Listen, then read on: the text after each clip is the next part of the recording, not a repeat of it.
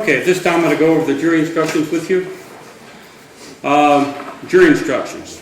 Preamble. Under the evidence presented to you in this case, you may find the jury not guilty, or you may find the defendant not guilty, or you may find him guilty of charge 1 of expired registration plates, charge 2 of expired registration receipt, and charge 3 of operating a motor vehicle under the influence of alcohol and or other substance which impairs driving, DUI. Instruction number 1, charge 1, expired registration plates. You, the jury, you will find the defendant guilty under this instruction if and only if you believe from the evidence beyond a reasonable doubt all of the following. A, that in this county on or about January 13, 2017, and within 12 months of his arrest, the defendant was operating a motor vehicle with expired registration plates. Use verdict form A. Instruction number 2, charge 2, expired registration receipt. You will find the defendant guilty under this instruction if and only if you believe from the evidence beyond a reasonable doubt all of the following. That in this county on or about January 13, 2017, and within 12 months of his arrest, the defendant was operating a motor vehicle with expired registration receipt. Use verdict form B. Instruction number 3, charge 3, operating a motor vehicle under the influence of alcohol which impairs driving, DUI. You will find the defendant guilty under this instruction if and only if you believe from the evidence beyond a reasonable doubt all of the following. A, that in this county on or about January 13, 2017, and within 12 months of his arrest, he was operating or in physical control of a motor vehicle, and that while doing so, he was under the influence of alcohol, which impairs one's driving ability. Use verdict form C. Instruction number 4, presumption of innocence and reasonable doubt. The law presumes a defendant to be innocent of a crime, and the warrant or citation shall not be considered as evidence or as having any weight against him. You shall find the defendant not guilty unless you are satisfied from the evidence alone and beyond a reasonable doubt that he is guilty. If upon the whole case you have a reasonable doubt that the defendant is guilty, you shall find him not guilty. Instruction number 5, unanimous verdict. The verdict of the jury must be unanimous and must be signed by one of you as foreperson. You may use one of the forms provided at the end of these instructions in writing your verdict. This is the blank date of September 2018 and is signed by the court. Verdict form A, charge 1, expired registration plates. You have form for verdict. You are to use only one. A states that we, the jury, finds the defendant not guilty under instruction 1 of expired registration plates. B says we, the jury, finds the defendant guilty under instruction 1 of expired registration plates. Verdict form B. Charge 1, expired registration receipt. Form for verdict. A, we, the jury, find the defendant not guilty on instruction number 2 of expired registration receipt. I'm sorry to interrupt the court, Your Honor. I believe it should say charge 2. It should. I'm going to make a notation with my pencil. We missed that, didn't we? Yep. Apologize. Quite all right. We just missed it. I'm going to initial right where I made the Roman numeral 2 from Roman numeral 1. Charge 2, expired registration receipt, form for verdict. A, we, the jury, find the defendant not guilty on instruction number 2 of expired registration receipt. B, we, the jury, find the defendant guilty on instruction 2 of expired registration receipt. Charge 3, verdict form C, operating a motor vehicle under the influence of alcohol which impairs driving ability, DUI. Form for verdict. You are to use only one. You have A, we, the jury, find the defendant not guilty under instruction number 3 of operating a motor vehicle under the influence of alcohol which impairs driving ability, DUI. B, we, the jury, find the defendant guilty under instruction 3 of operating a motor vehicle under the influence of alcohol which impairs driving ability, DUI. And those are all signed by the foreperson of the jury. Mr. Forman? Yes, Your Honor. Do you have a closing statement? Yes, I do.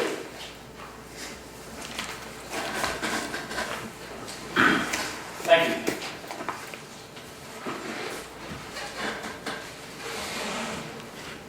It's almost over. We're almost done. It's 3:35, 4:45 local time for me. And we have come to the end of the case. As I told you in opening, I didn't want to give you a synopsis of the facts as I normally do because I think everything really played out as it should. We got the truth, we got everything came out of that witness stand, and now the decision is yours to go back and deliberate everything that you heard here today. Now I just want to briefly explain why I've taken this case to trial. I want you all to look around the room that we're in right now. We got 2 cameras in the back there, we got 2 cameras here, there's a camera there. Everything is being recorded, and in the majority of places we go to, supermarkets, parking lots, police stations, LMPD is notorious for now doing the body cams. Other counties are catching up, some of them. There's video everywhere, especially when we deal with government, and that's for 2 reasons. One, it is for purposes of having everything recorded so that there is no question because videos don't lie. You cannot, everything that we saw that happened on January 13th is clear as day. It's a little jumbled maybe, you know, audio-wise because wind conditions and whatnot, because the microphone is moving around in the officer's jacket. But videos, you cannot, unless you obviously edit them, videos don't lie. Videos are going to be the most, or even audio, are going to be the most truthful piece of evidence you will ever be able to conceive of, that I can conceive of, to have. So, you're an objective determinant of the pure, unadulterated truth. And that is why cameras are mandatory for any time we deal with government. We want everything to be recorded.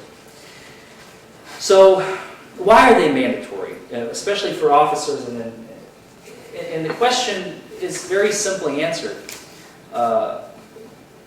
Even a cursory research will respond that it's first and foremost, it's for the officer's safety.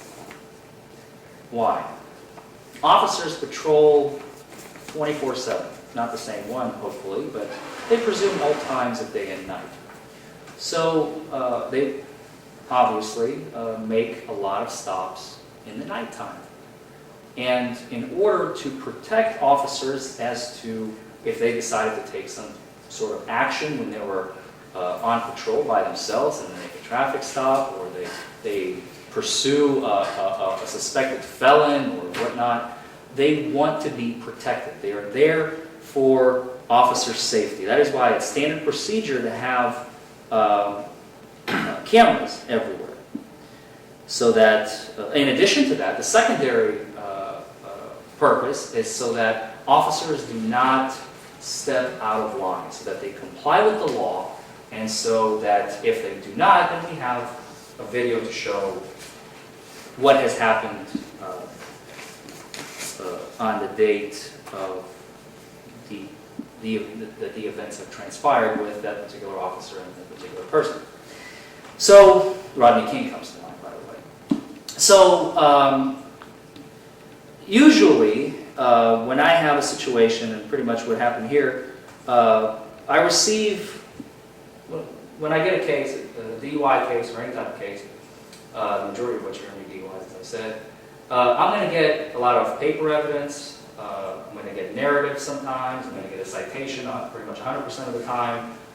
Maybe an accident report if there's an accident, that sort of thing.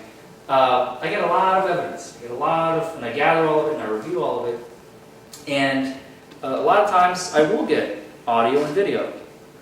And I just want you all to know that in this case, I requested videos and audio and all the stuff that I normally do in this something called a motion. It's what we lawyers do to just kind of request stuff from the court, or the prosecution or the court. In this case, the prosecution. I asked for the Commonwealth, in this case, Mr. Ratley in his office, to furnish to me all video, audio, any notes, any statements the defendant made, and specifically when it came to, I made that motion, by the way, on May 18th. Judge, may we approach?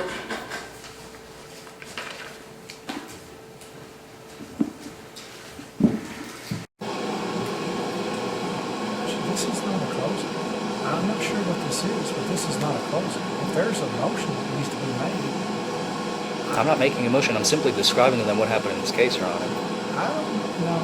See, he's already made one mistake. He's told the jury that it is mandatory for an officer to have video. I never said that. He said that about 6 times. I'll play it back for him. He had to. Judge, that's not the law. And I was going to just address it on my closing. I said it's mandatory in government buildings and government entities to have them. Mandatory. In government, yeah. Cool. But, you know, he's already sprinkled in throughout this whole trial an alleged police misconduct. Now, if he's going to go after my office for, I mean, I don't know what he's trying to pull here, but Just the truth. This isn't a closing. I don't know, you know, I'm going to ask that the jury be excused and that we be allowed to discuss this before he takes the jury any further than he already has. I disagree, Your Honor. Again, I'm simply telling them, He's talking about motions and dates. Well, you don't do that in closings. That's not permissible. where? Show me a rule that says Show it's me a not rule allowed. that is. Unless there's something that says it's not, it's prohibited, I'm not going to have to show you a rule that it is. I'm just talking about the case. No, he's insinuating. I'm not talking about the facts specifically. He's insinuating misconduct as he has all day. So, Which before it he's- has happened here. Okay, see, that's my point. I'm going to ask the jury be excused and allow him to put on record what it is that he's alleging before he takes the jury any further. I think this is not for the court to decide. We have a jury of 6 men and women that are deciding the fate of my client. And if there has been misconduct in this case, I know it's probably not pleasant to you. Then he needs to allege it prior to the closing. That is not true. There is nothing in the rules that says that He is putting into evidence things that are not of record. The motion's not of record. The jury knows. I mean, if he wants to go ahead and You can't put in, I mean, the only thing you'd say in closing is what's happened today. That's what they're supposed to listen to, the evidence that was put on today. Your Honor, but I think this case is a little bit bigger than that, and that is what I'm trying to paint so the jury understands that this is not just what we heard. Well, I'm going to get to that eventually. Well, the jury makes a decision on what is put into evidence today. Right. They can't make a decision on what's happened prior to today. They're only supposed to consider what was the testimony was given in the witness box today. So that's what you need to address. Okay. Fair enough.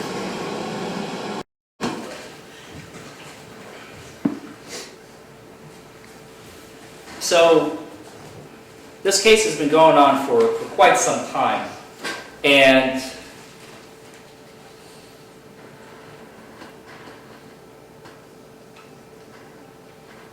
we saw and heard that Mr. Boyd, and I think that the biggest thing in this case is his refusal to take the breathalyzer. That's really where the heart of the Commonwealth's case is. And that was my biggest question to Mr. Boyd since I took this case. And I want you all to put yourselves in his position.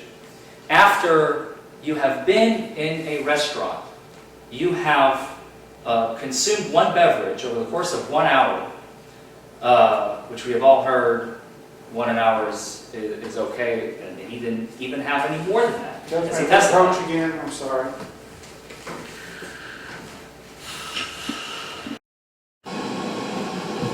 Common sense. I'm just appealing to common sense. I'm moving on. he just asks the juries to step into the shoes of his conduct. Show me a rule that says that you're not allowed to do that. There's a civil rule, I will grant you that, absolutely. That's called the golden rule. You're not permitted in civil cases to attempt to put the jurors individually or collectively in the shoes of the the plaintiff, because that will imply that they're now trying to feel what it's like to have the injuries that the person sustained. Yes, there's even a case, I don't remember the name of it, from the 80s, I believe, that says the golden rule is prohibited in civil cases. That is a direct quote from the case, Your Honor, and we can pull it if If I can necessary. have a few minutes, I'll go ahead and research. But in criminal cases, Yeah, I'll golden research rules are it not right now. prohibited. If you'll And give me 5 attorneys do it minutes. all the time.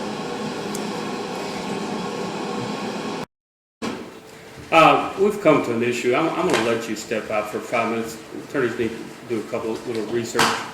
So if you take 5 minutes, we'll call you back. Again, do not discuss this case with anyone or form an opinion until you adjourn for deliberation.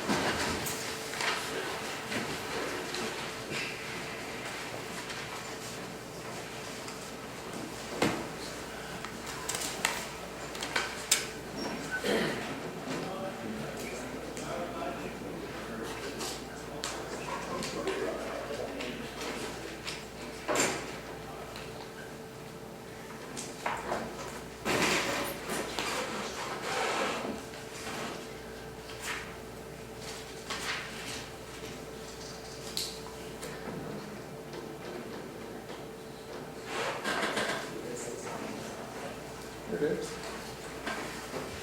Maybe go back on the record, Judge. Sure, we're on, still on. Your Honor, under the trial handbook for Kentucky lawyers, section 4110, under golden rule, it says the golden rule argument states that the jurors to put themselves in the position of one of the litigants and treat the litigants as the juror would like to be treated.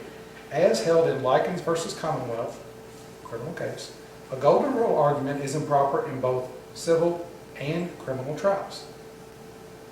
I actually did not know that rule existed. Very well. Okay.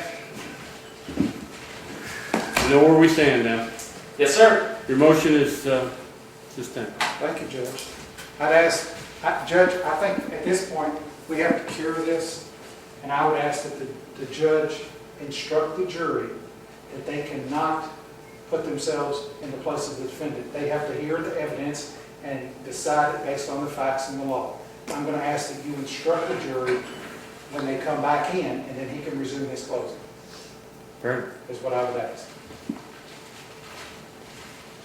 You're ready. Ready for him? Come on.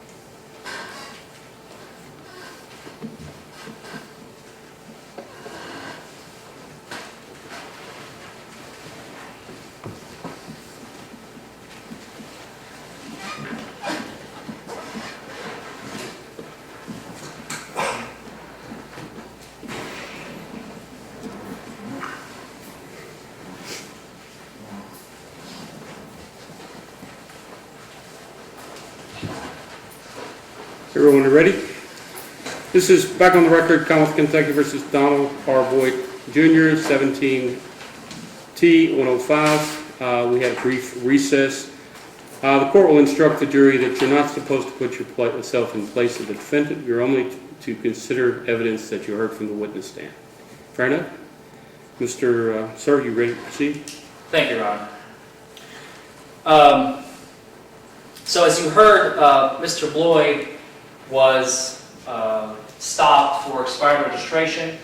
He did not have any bad driving.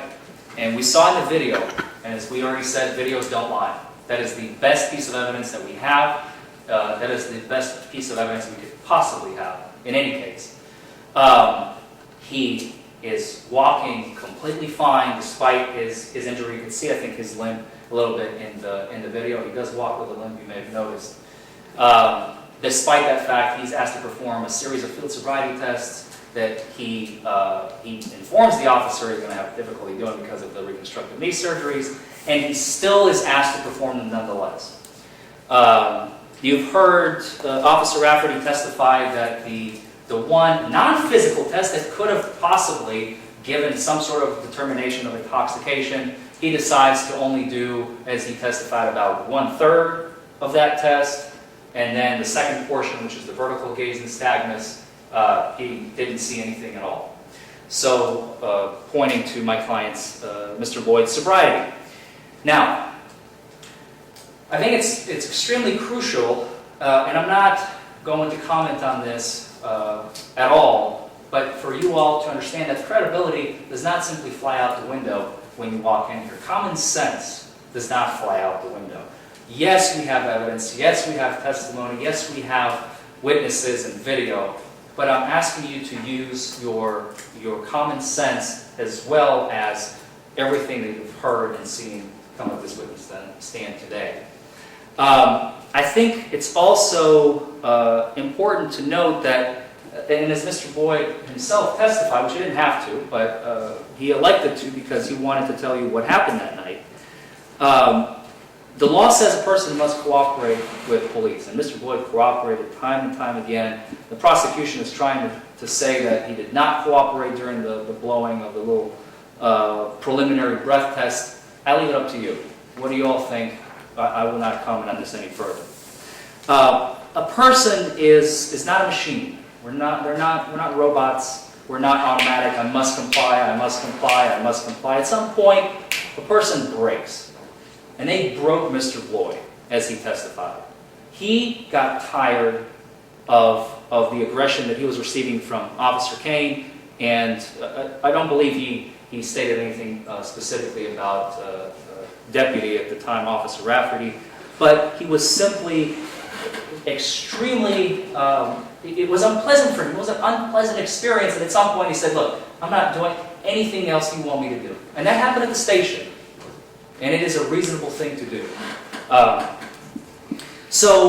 Especially when you're being threatened with a charge that you were absolutely certain you did not commit. Because, as he testified, he was at a restaurant for an hour, bringing home food to his mother. He knew he's driving home. He wasn't just, okay, let me go to the restaurant, mom calls, oh, by the way, honey, I need you to come home, bring me some food. That didn't happen.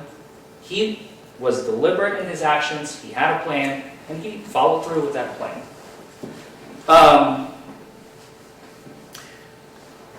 Finally, we do not have, well actually a couple more points. We do not have any video of what happened at the station, unfortunately. I wish we did. I don't know why we don't. I never received a copy. But all we have is testimony from both sides as to what did or did not happen. And I think it's pretty much one-sided because both officers kind of indicated they did not recall what happened at the station. I think at one point even Officer Rafferty stated that he did not remember who was it that even administered the intoxilizer. But that's neither here nor there. There are a lot of questions with this case, and I myself am trying to make sense of it in my head as I'm speaking with you. So, we, at the end of the day, this is a criminal trial. This is not a civil trial. We're not seeking any monetary damages, obviously. But I just want you all to know that we will. When all is said and done, I think Mr. Boyd was treated extremely unfairly, and we will take action. He has spent... Your Honor, may I approach?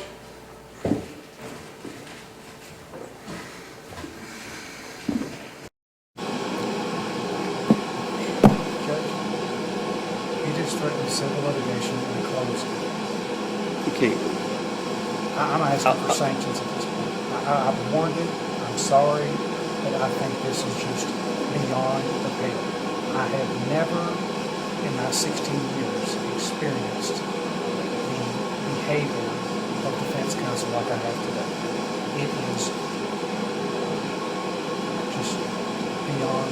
I I'm can't- simply describing to the jury He the is course of putting action. into evidence things that are not, it were never brought up. He's threatening litigation, and I'm asking for sanctions against counsel at this point. I have to, because this is just beyond the pale. I've never, you know. That was literally the last thing I was going to say before I asked you to find him not guilty. You know, we're in mistrial range at this point. I really, I think when you're purposely trying to paint the jury to say that, I mean, there's been allegations of police misconduct. Which there have been. But They're going to be deciding that when they go back to deliberate. The testimony that came out of this I'm gonna witness ask that stand. you be shut down at this, or that. Are you asking for Mr.? I don't know how we cure it at this point. I don't know what we do. You know, I don't know how I can just gloss over him threatening litigation. That was literally the last thing I was going to It say. doesn't And matter. I close at this point. I'm done. You can't threaten civil litigation. I'm not threatening. I'm simply stating something You said action. You're going to take action. That's what was said. that's not a threat. That's a statement.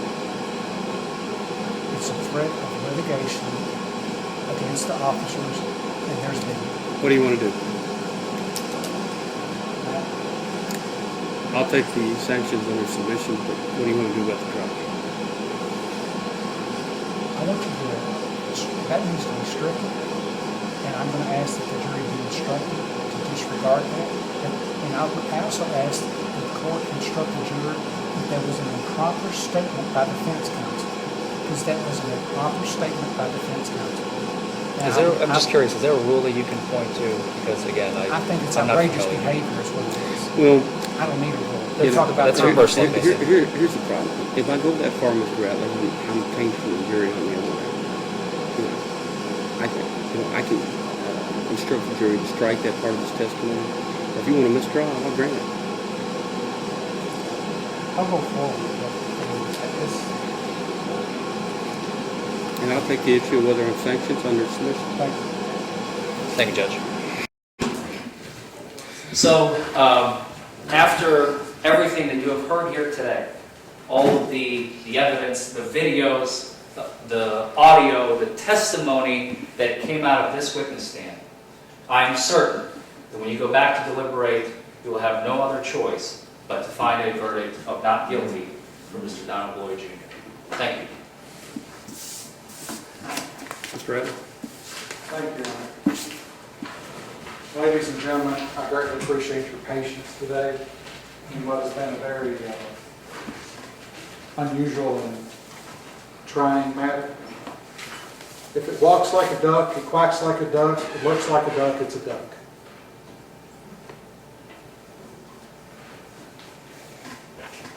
You heard the testimony from Officer Kane on January 17th of 2007, January 13th, 2017. He testified that an individual, later to be identified as Mr. Donald Lloyd, was at the Mexican restaurant. And I don't want to paraphrase what he was saying, but essentially he received a phone call about that. The vehicle matching Mr. Lloyd was later stopped was later seen at Murphy's, parked for what Mr. Kane says was 5 minutes. Mr. Lloyd says he was gassing up there 15 minutes, whatever. He was later stopped going out the back way of Wal-Mart. I submit to you that that's an important part of this case. I think Mr. Forman wants us to use common sense. I've driven to Duff before from Wal-Mart. If Mr. Boyd wants to use that path, so be it. I think that is indicative of his attempt to slide out the back way from the police. Officer Kane testified about the walk and turn. He testified about, I think it was Deputy Rafferty said, indicators. He did not go heel to toe on his feet. Watch the video again, please.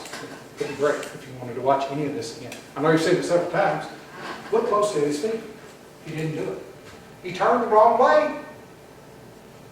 You can clearly hear the officer instruct him how to turn around. On the ball of your foot, on your left, turn around. Turn the other way.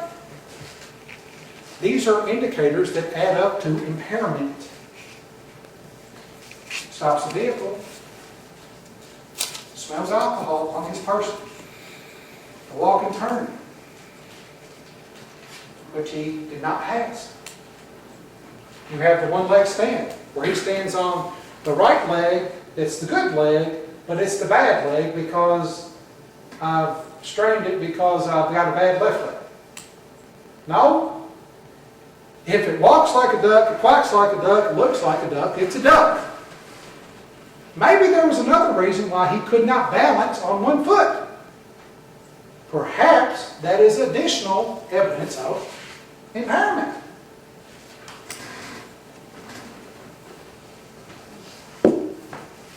He blew into the PBT. Officer Kane. Presence of alcohol. Another indicator of impairment.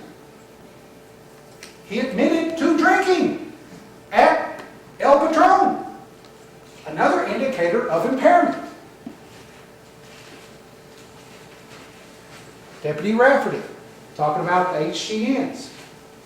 His eyes were not, I think it was smooth pursuit, but they were flittering at the edges. What did he tell you? Another indicator of impairment. I submit to you that is a lot of evidence to look at. He also testified, and his testimony was that he did smell alcohol on his person.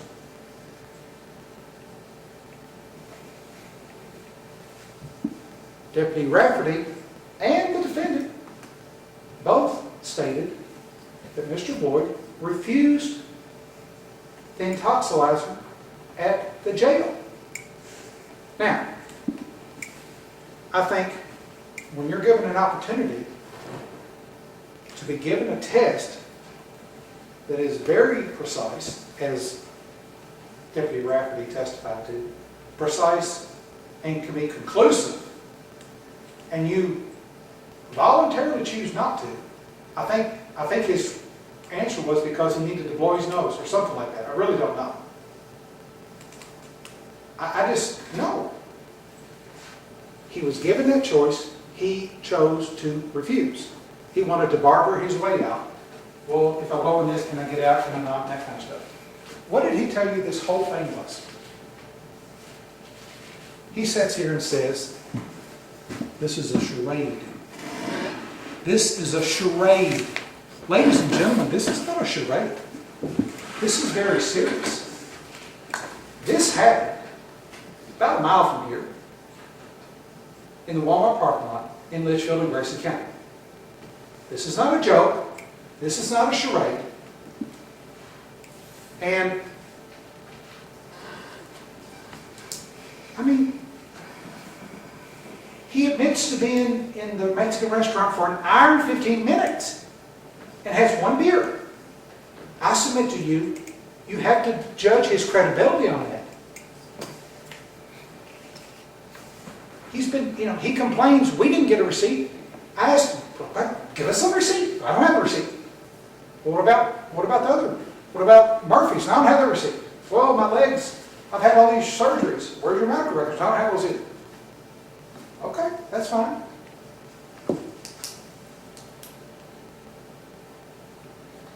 He didn't comply with the officer. He complied with some of their requests, the ones that suited him. But when he was put that PBT right in his face, blow, blow, blow, blow, blow, blow, blow, blow, blow, blow. They want to paint Officer Kane as a bad guy. That's not the case. He was doing his job. You want the officer to say blow, blow, blow. to get an accurate reading. Are you or are you not impaired? Do I or do I not put you back on the road that night? This is not a charade. This is important.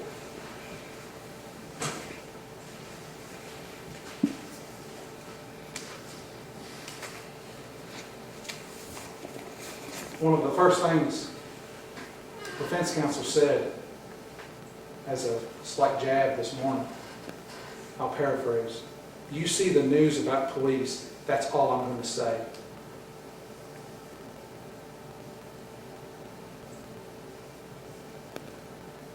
Insinuation of misconduct here. If it walks like a duck, quacks like a duck, looks like a duck, it's a duck. You don't need the DUI guy from Louisville to come down here and tell you whether or not somebody is impaired. You don't need me, the county attorney, to tell you whether or not somebody's impaired. You need the evidence to tell you whether or not they're impaired. And I submit to you, the evidence is overwhelming that he was impaired. That's the instructions, right? When you read through these instructions, and this is the law. Remember, there's three parts. Here's the evidence. 1, done with that. Check. Be given the law from the judge. Check. 2. Now, rubber hits the road. This is where you kick in. 3, take the evidence, take the law, make a decision. So how do we make a decision?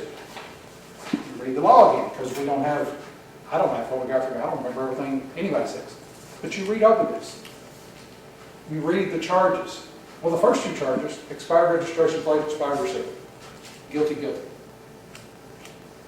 Officer Kane testified, dispatch called it, Mr. Boyd admitted it, guilty, guilty. So, how do you write guilty on here? You read through it all. You go to verdict form A. You're given 2 choices. It's real simple. Guilty, not guilty. This says the defendant was not guilty of expired registration plate. No. I'm asking that you, as whoever spent this Forman, sign the second one that says guilty of registration plate. Go to the second. Not guilty of registration. Or guilty. Oh, this is a registration receipt, the little receipt you keep in your glove box. Guilty. He's admitted it. He's guilty.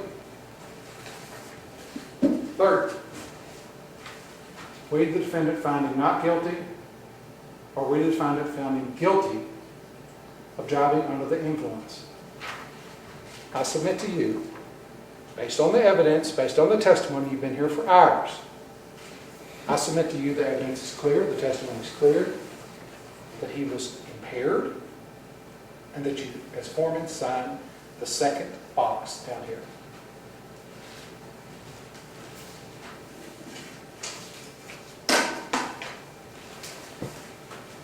I'm glad we have a video.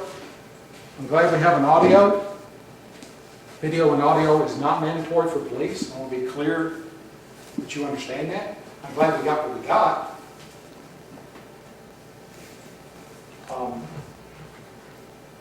The facts are what they are. And unfortunately today, for Mr. Boyd, he's the duck. He's the duck.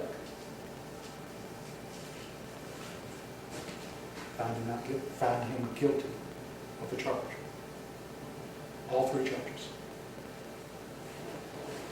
Thank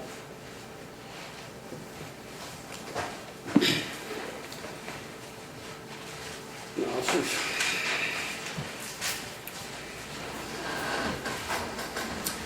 Sir, do you swear or affirm that you will not allow anyone to communicate with the jury on any subject connected with the trial and not do so yourself, except to inquire whether they have reached a verdict? I do. Great. Now, at this time, and I'm going to instruct the jury, you are to consider only the evidence that was presented in the box today, okay?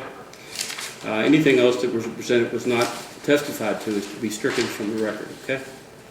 Now, what I want you to do, this is going to be a little unusual. a jury has a right to review the exhibits. Our Exhibit 1 is the video. If after you go back and select a foreperson, you decide that you want to review the video, I'm going to let you come back out here. We're going to punch it back up and let you see it again, if that's what you elect to do. If you decide it's not necessary, you don't have to come back out here, okay? The other exhibits will be taken back with the instructions. So right now, the bailiff's been sworn. I'll ask you to follow him back to the jury room. First thing you have to do is select a foreperson, okay? Once you selected a foreperson, you need to deliberate this case.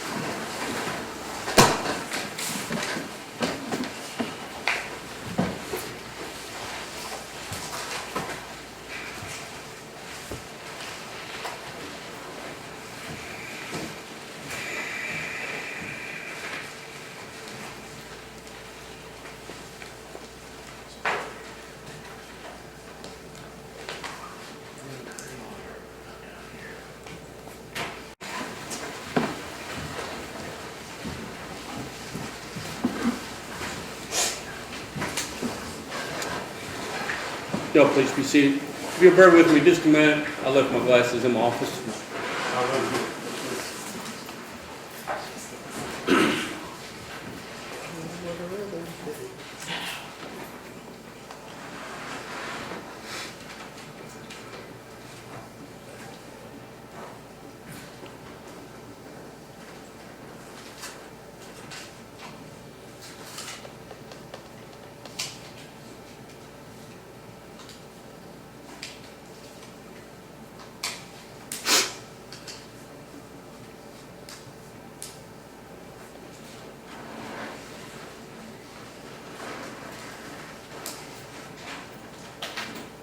All right.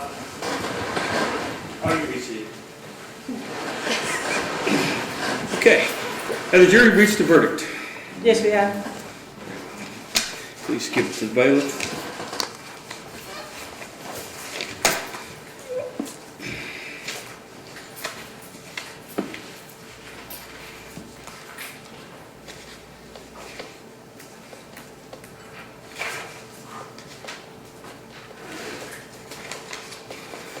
Okay, Ms. Carroll, is this the verdict of each and every juror? Yes, it is. Verdict Form A, Charge 1, expired registration plates. We, the jury, find the defendant guilty under Charge 1, or Instruction 1 of expired registration plates. Verdict Form B, Charge 2, expired registration receipt. We, the jury, find the defendant guilty under Instruction 2 of expired registration receipt. Verdict Form C, Charge 3, operating a motor vehicle under the influence of alcohol which impairs driving ability. DUI, we, the jury, find the defendant not guilty under Instruction 3 of operating a motor vehicle under the influence of alcohol which impairs driving ability, DUI. Is that the verdict, is that the verdict for each and every juror? Yes. Either attorney care to poll the jury? No, Your Honor. Very well. You're free to go. Listen, I want to thank you for your service today. I realize it's been a long day. We have a jury trial scheduled for Friday. It's very important that you call after 4 p.m. to see whether or not the trial is still going. Okay? Very well. Free to go. Thank you. Mr. Boyd, Yes, sir. Mr. Forman, Yes, I'll sir. let the jury get out.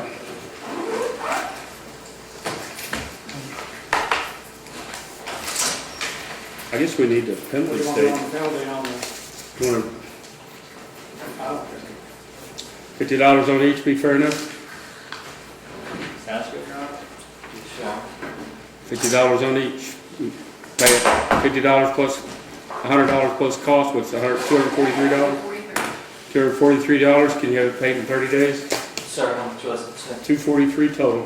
243 in 30 days? Can you do that, or you need to pay $50 a month? Can I pay $50 a month? We'll set you up at $50 a month. Your first payment will be due on Thursday, October the 11th. $50 payment on the second Thursday of each month thereafter until it's paid in full. Okay? Yes, sir. Thank you, Judge. very much, Your Honor. Thank you, Your Honor.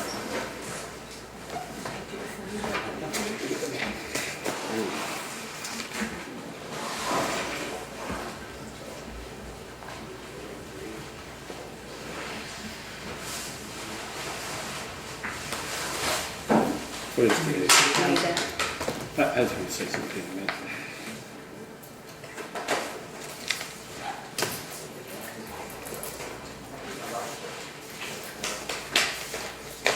We need to stay on the record. I'm shaking myself.